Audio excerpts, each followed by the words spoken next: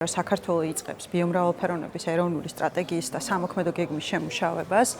რომელმაც უნდა განსაზღვროს ის ძირითადი პრიორიტეტული მიმართულებები, რაც ქვეყანას აქვს ბიომრავალფეროვნების დაცვის მიმართულებით. საქართველო მართლაც გამორჩეული ქვეყანაა ბიომრავალფეროვნების კუთხით და ჩვენ 2012 წლიდან დღემდე გვაქვს მნიშვნელოვანი პროგრესი ბიომრავალფეროვნების დაცვის მიმართულებით. ფაქტობრივად გავაორმაგეთ დაცული ტერიტორიების ფართობი, გავაუმჯობესეთ მმართველობა ამ მიმართულებით, გავაძლიერეთ ბიომრავალფეროვნების დაცვის მექანიზმები ქვეყანაში, თუმცა რა თქმა უნდა კიდევ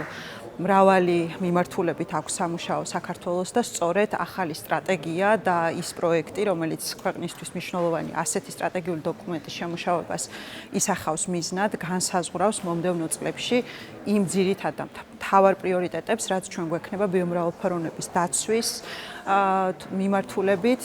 და რა თქმა უნდა აუცილებელი აღინიშნოს, რომ ეს იქნება როგორც ეროვნული მნიშვნელობის დოკუმენტი, ეს იქნება ასევე საერთაშორისო მნიშვნელობის დოკუმენტი,